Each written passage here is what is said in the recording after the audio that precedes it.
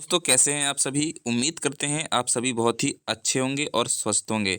आपको पता ही है हम अपने फेसबुक पेज एवं आउटसोर्स कर्मचारियों की हर एक आवाज़ को अपने चैनल के माध्यम से उठाते हैं और सरकार तक पहुंचाने का काम आपकी जो है करते हैं। यहाँ पर देख सकते हैं एक खबर है, आउटसोर्स कर्मचारियों के पदों पर पुनर्विचार कर रहा ऊर्जा विभाग। तो ऊर्जा विभाग यानी बिजली विभाग के जो आउटसोर्स कर्मचारी हैं उनको लेकर के अपडेट है। अपडेट जबलपुर से 31 जनवरी को आ गई थी, जो हमने अपने फेसबुक पेज पर डाल रखी है पहले से ही, है ना।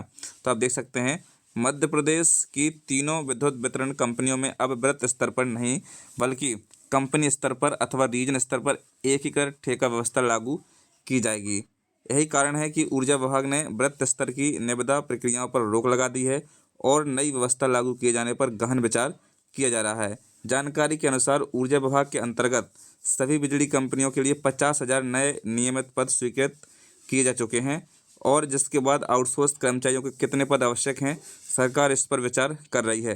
साथ ही आउटसोर्स और संविदा के पदों को कम करके नियमित पदों पर भर्ती कर नियमित कर्मचारियों से कार्य कराया जाएगा ताकि विद्युत व्यवस्था में सुधार आए। एक ही कंपनी जो है काम करेगी अब, क्योंकि बहुत सारी कंपनियां जो है विद्युत विभाग में काम करती हैं और अपने अपने स्तर पर यानी वृत्त स्तर पर जो है बहुत ज़्यादा काम करती हैं कंपनियां। इससे कर्मचारियों का काफ़ी शोषण होता है। और आगे इसमें लिखा है, एक ही कंपनी काम करेगी। प्रदेश के अपर मुख्य सचिव ऊर्जा नीरज मंडलोई ने इस विषय पर चर्चा करते हुए कहा कि नई निविदा पर इसलिए रोक लगाई गई है ताकि नियमित भर्ती के बाद आउटसोर्स कर्मियों को कितने पद आवश्यक हैं, इस पर विचार किया जा रहा है। साथ ही एकीकृत ठेका व्यवस्था लागू किए जाने की प्रक्रिया पर भी विचार हो रहा है। उन्होंने कहा कि हो सकता है कि कंपनी या रीजन स्तर पर एक ही ठेका कंपनी को मैन पावर उपलब्ध कराने का ठेका दिया जाए। जल्द ही इस पर निर्णय लिया जाएगा। आगे इसमें लिखा हुआ है दोस्तों कि आप देख सकते हैं, दिया जाएगा अस्थायी एक्सटेंशन। एपीएस नीरज मंडलोई ने कहा कि कंपनी को पुराने अनुभवी कर्मचारियों की ज़रूरत है। जो भी नई ठेका कंपनी आएगी उसमें अनुभवी आउटसोर्स कर्मचारियों को ही रखा जाएगा।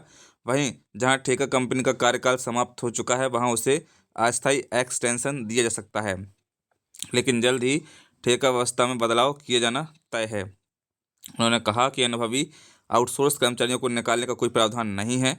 अब आउटसोर्स कर्मचारियों की नई भर्ती भी नहीं की जाएगी। यानी बिजली विभाग में जो है स्पष्ट रूप से जो उनके सचिव हैं उन्होंने कहा है कि भैया अब हम बिजली विभाग में आउटसोर्स कर्मचारियों की नई भर्ती नहीं करेंगे और हम सरकार से यही आग्रह करेंगे कि आप नई भर्ती नहीं करेंगे तो कोई दिक्कत नहीं, लेकिन जो आउटसोर्स कर्मचारी वर्तमान में वहाँ पर काम कर रहा है बिजली विभाग में, कई वर्षों से अपनी सेवाएँ दे रहा है, उसने पूरी ज़िंदगी जो है बिजली विभाग में निकाल दी है। पहले उन कर्मचारियों को उन्हीं पदों पर जो 50,000 नए पद स्वीकृत हुए हैं उन पर सम्मिलन किया जाए या पहले उन्हीं कर्मचारियों को मौका दिया जाए। भले ही परीक्षा कराई जाए लेकिन उन्हीं आउटसोर्स कर्मचारियों बस का पेपर कराया जाए, जो रह जाते हैं उनकी फिर से पेपर कराया जाए ताकि वो कर्मचारी जो हैं अपना यथास्थान ग्रहण कर करके जो है अपनी सेवाएं लगातार देते रहें। उन्हें आप जानते हैं कि उन्हें बहुत सारा अनुभव है, 15-15, 20-20 सालों से जो है आउटसोर्स कर्मचारी विभागों में काम कर रहे हैं, तो उन्हें अनुभव की कोई कमी नहीं है। अब सरकार को चाहिए कि इन अनुभवी कर्मचारियों को ही परमानेंट करके जो है आउटसोर्स भर्ती पर रोक लगा दे, तो उसमें कोई जो समस्या नहीं आएगी। लेकिन पहले जो काम कर रहे हैं उन्हीं आउटसोर्स कर्मचारियों को नियमित किया जाना चाहिए। अब आपकी क्या इसमें राय है, हमें कमेंट बॉक्स में बताइएगा।